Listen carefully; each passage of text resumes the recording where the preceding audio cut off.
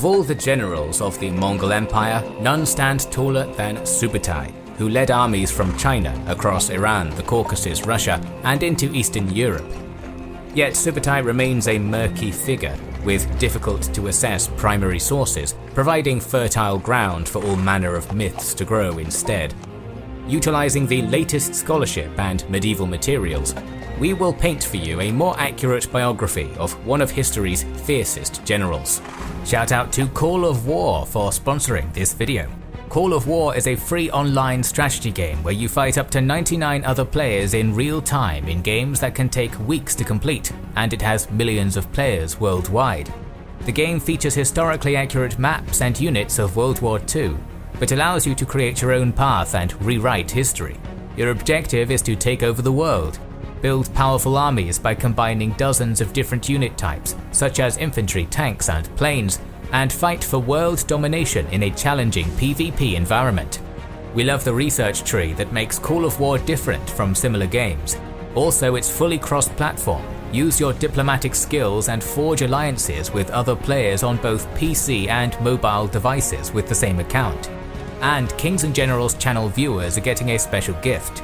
Click on the link below to get 13,000 gold and 1 month of premium subscription for free. The offer is available only for 30 days. Download the game via our link in the description, choose a country, and fight your way to victory in epic real-time battles. We've set up a special game of Call of War for the first viewers who click the link in the description. On the website or app, search for Kings and Generals and enter the password Kings and Generals to access the game. Subutai, the most common form of his name on the internet, comes from the Chinese rendering of his name.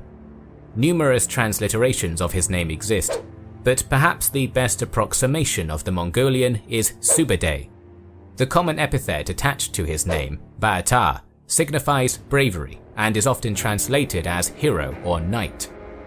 Subutai was born in 1176 to the Uriyangkat Mongols. Modern writers often confuse these nomadic pastoralists in the Mongolian steppe with the Turkic Uriyangkai of the forests north of Mongolia, who were reindeer herders. This has resulted in the common misconception that Subutai was a Tuven. However, the medieval sources clearly identify Subutai as a man of the steppe, whose family herded sheep in close contact with Chinggis's for 5 generations, a sub-lineage of the tribe Genghis Khan belongs to. Subutai learned to ride a horse, shoot a bow, hunt, and herd animals from a young age, the basic skills for steppe warfare. As a young boy, he found a role model in Temujin. Around 1185, Temujin was elected as Khan of the Borjigon clan. Subutai attended this meeting, accompanied by his brother Saukan and cousin Jelma, and the young man attached himself to this rising warlord. In 1203, Temujin suffered a devastating setback. Defeated in battle by his former allies, he fled to Lake Baljuna. Slowly, his forces trickled in, among them Subutai's father, Kaban, driving a flock of sheep to feed Temujin's hungry men. As described in the Yuan Shi, Kaban was captured by robbers. Subutai and his brother Saukan followed the tracks and ambushed the robbers, killing several and sending the rest fleeing. Their father was rescued, and they brought the sheep to Temujin. Temujin rewarded this loyalty. Saukan was made a commander of 100, and Subutai was enrolled into the Keshig, the Guard. By 1206, Temujin had unified Mongolia, becoming Genghis Khan. Subutai was among those rewarded. It was not without sacrifice, as his older brother had died in the fighting against the Naiman in western Mongolia. Subutai was appointed to command a Mingan, 1,000 men. His reputation as a ferocious warrior was already established, and he was noted among Genghis Khan's 4 dogs of war. Unlike Chinggis's 4 horses, who were Genghis Khan's personal friends, the 4 dogs were the deadliest of his warriors. To paraphrase the secret history of the Mongols, the 4 horses were the men at Chinggis's side, while the 4 dogs were those charging wherever the Khan pointed. Brutal, daring, often cruel, yet utterly loyal, the 4 dogs were Chinggis's swords to wield against Asia. It was in this service that Subutai would excel. Subutai's only mention in the first years of the war in China is in 1212, when he was the first on the walls of Huanzhou. He was richly rewarded, and for his courage he was called Ba'ata. Jebe Noyan went on a long-ranging raid across the Jin Empire in 1213 through Manchuria and took one of the Jin capitals, Tongqing. Subutai had possibly accompanied him on this campaign. By 1216, Genghis Khan was in Mongolia dealing with rebellions, while Subutai was to accompany Chinggis' son Jochi far across the western steppes in pursuit of merchants who had fled Mongolia. This was the Mongol Empire's first great expansion west of the Altai Mountains. Before they set out, the secret history of the Mongols has Chinggis provide Subutai an iron-reinforced cart for the journey. This statement may be the origin for the myth that Subutai was immensely overweight and that no single horse could carry him, requiring instead specially made carts. Such an image has no basis in the historical materials. In two battles over late 1218 and early 1219, Subutai and Jochi defeated the merchants and their Kangli allies. During the long trek back to Mongolia, the ruler of the vast Khwarezmian Empire, Muhammad II, intercepted them somewhere in central Kazakhstan. Jochi and Subutai informed Shah Muhammad that they had no quarrel with him, but Muhammad had come looking for a fight and drew his army up for battle. Outnumbered, the Mongols fought fiercely, the right wings of both armies pushing back the opposing left until darkness forced them apart. Lighting fires to make it appear they were setting up camp, the Mongols instead moved on. Still, horrified by the losses in this encounter, the Shah developed a phobia of facing the Mongols in open battle. Jochi and Subutai returned to Chinggis in late summer 1219, when news came of the infamous Otra massacre, during which the governor of Otra murdered the merchants sent by Chinggis. The Khan immediately ordered Jebe, Jochi and Subutai to set out with Chinggis to invade the Khwarezmian Empire. Shah Muhammad relied on city garrisons, believing the Mongols lacked siege capabilities. He was sorely mistaken. By spring 1220, the northern frontier of Khwarezm collapsed. Muhammad fled deeper into his empire, and Chinggis Khan unleashed Jebe and Subutai after him. While Muhammad was their primary goal, as they went, they took the submission of cities. Shah Muhammad was tracked to Hamadan, where Jebe and Subutai lost his trail. We know that the Khwarezmian ruler later died of pneumonia. Jebe and Subutai pinballed across the Caucasus and northwestern Iran over the next 2 years, razing and subduing cities, until mid-1222, when messengers came from Chinggis Khan with permission to attack the Kipchaks north of the Caucasus. Striking the enemy from unexpected directions was always a favourite ploy of Chinggis Khan, and the Kipchaks had already shown themselves as enemies by allying with the Merkits and fighting for the Khwarezm Shah. While passing north, Jebe and Subutai took the city of Shamaki, employing a particularly gruesome tactic. To mount the walls, corpses of locals and livestock were piled into a platform. Such tactics contributed to a dread reputation designed to discourage resistance. Upon exiting the Caucasus, they were confronted by a larger force of Alans and Kipchaks. They bribed the Kipchaks into abandoning the Alans, defeated the latter, and then attacked the unsuspecting Kipchaks, killing their most powerful leaders. Survivors fled west under Kotjan Khan to the Rus, where the Khan organized an alliance between his son-in-law, Prince Mstislav of Galicia, and several other Rus princes. Modern retelling often presents the following engagement on the Kalka River as a masterfully orchestrated plan, but historian Stefan Pau questions this narrative. Often overlooked is the lead-up to the battle, where Rus chronicles describe a Mongol general, Hamabek, being caught and killed. Pau argues that Hamabek is how the Rus interpreted Yamabeg, the Turkic form of Jebe's name. Jebe was the senior officer and something of a mentor to Subutai, who was now thrust for the first time into independent command thousands of kilometers from reinforcement. The famous 9-day feigned retreat which followed may therefore have been an actual retreat. The Kipchak and Rus pursued until Subutai noticed they had strung themselves out. At the Kalka River in May 1223, Subutai turned about and brought the full weight of his army against the leading Kipchaks, who broke. Fleeing Kipchaks collided with the Rus, breaking their formation as Mongol arrows rained upon them. The result was a massacre. Survivors on a nearby hill briefly resisted before being convinced to surrender by Subutai. With their guards dropped, most of the Rus were slaughtered and their leaders smothered under boards the Mongols feasted upon. Still, Subutai was in no position for further conquest. On the return journey, in late 1223 or early 1224, Subutai's forces passed through the territory of the Volga Bulgars, where the Mongols were ambushed and many were killed. Subutai had to limp back to Mongolia. Often termed as the Great Raid, this is a modern extrapolation, and the contemporary sources present it as a failed conquest. The secret history of the Mongols simply describes the entire campaign as Subutai Ba'atur was put in a difficult situation by these peoples. Subutai knew he would need to return in overwhelming force to complete the conquest.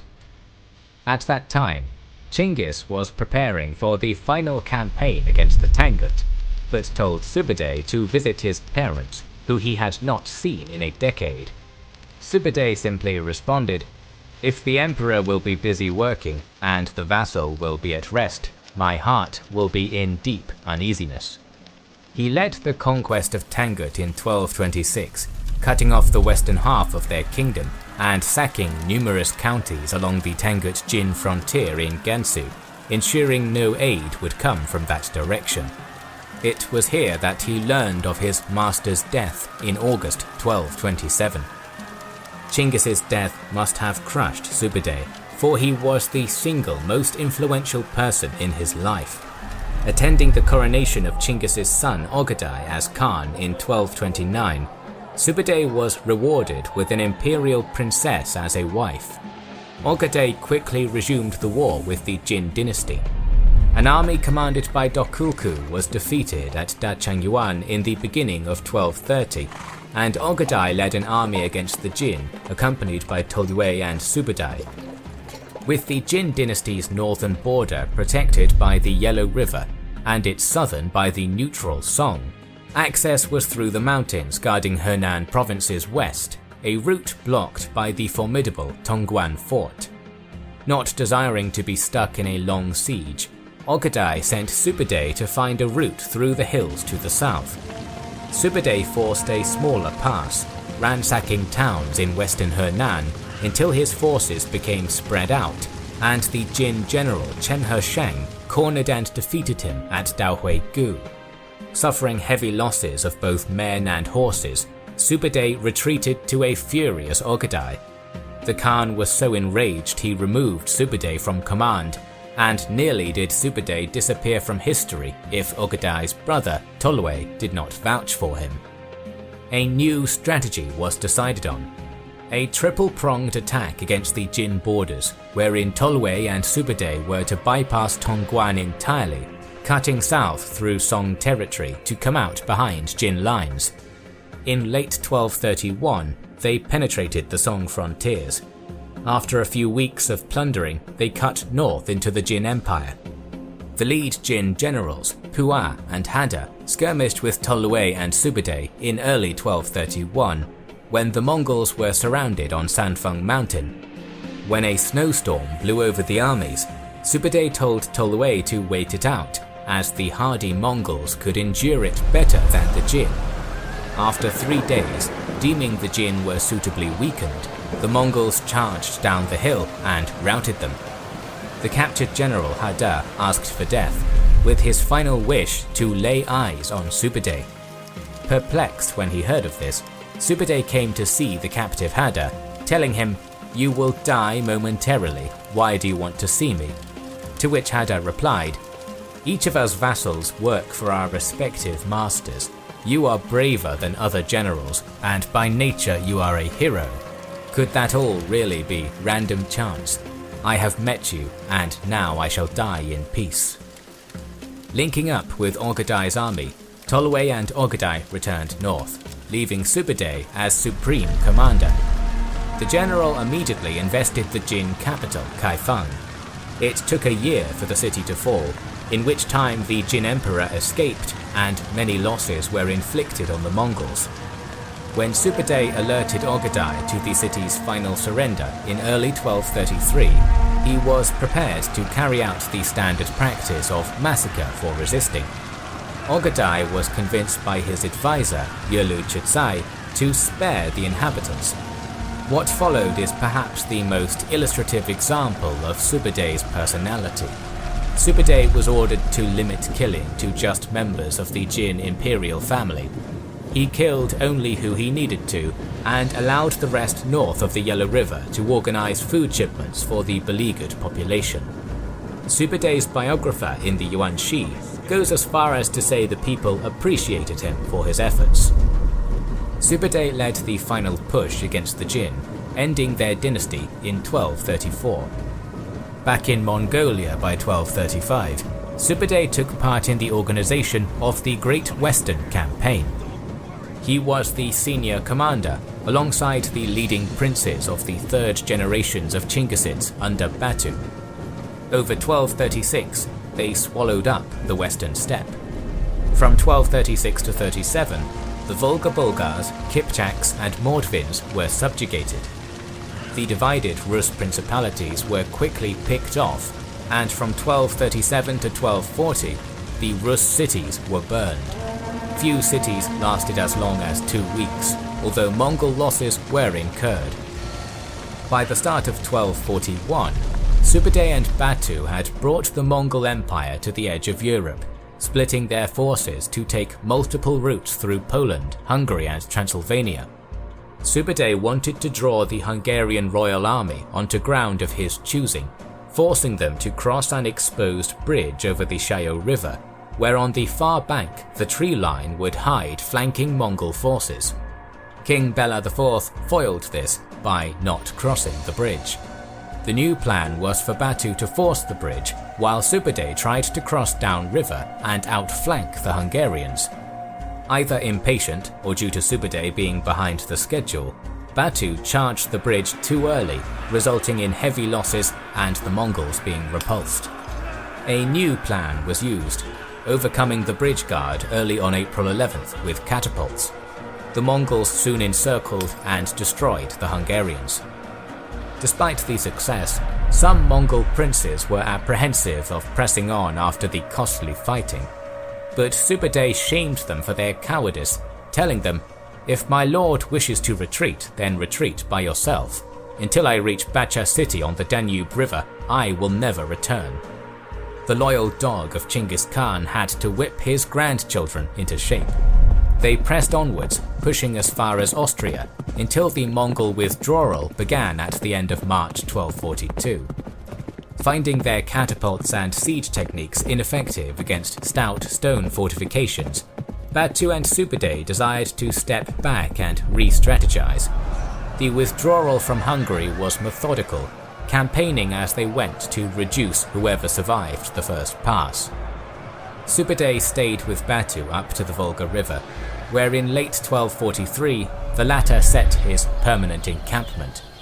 Subutai scolded Batu for refusing to attend the Kurultai in Mongolia to elect Ogedai's successor, but before departing, Subutai and Batu came to peace regarding the losses at the Battle of Mohi. In time, Batu gave thanks to Subutai, attributing to him their successes. Subutai was in Mongolia by 1246 to meet the new Khan of Khans, Ogedai's son Guyuk. By then, Subutai was one of the few left who had personally known Genghis Khan. John de Plano-Carpini, present at Guyuk's enthronement, mentions the elderly Subutai, a figure of immense respect among the Mongols. Later that year, Subutai went on his final campaign, a brief incursion against the Song dynasty. Guyuk's death in early 1248 ended this campaign prematurely, and Subutai returned to Mongolia to finally retire from military service. He died later that year, somewhere along the Tula River, aged 73. This most famous of all Mongolian generals was one of the few to die of old age. His sons continued to serve as commanders, with the most well-known being Uriyangqadai, who served Kublai Khan in China and occupied Tanglong, modern Hanoi, in Vietnam. Uriyangqadai's son, Aju, was another of Kublai Khan's generals, but his descendants picked up the pen instead of the bow. Aju's son, Bolyanjadai, was an administrator well known for his leniency, while his own son, Tongtong, was a scholar and academic. After him, the lineage of Subutai disappears from the sources. Utterly loyal to Genghis Khan, almost no other commander in history travelled so many kilometers or participated in so many battles. Depending on how one counts, Subutai fought in over 50 battles and sieges against almost every major power of the 13th century, though despite some claims, he was not undefeated. Subutai had no care for administration or governance, only in carrying out the Khan's will against his enemies. A man made for war, Subutai played a key role in the establishment of history's largest contiguous land empire. We will talk about Mongol history more in the coming weeks, so make sure you are subscribed to our channel and have pressed the bell button. We would like to express our gratitude to our Patreon supporters and channel members who make the creation of our videos possible. Now you can also support us by buying our merchandise via the link in the description. This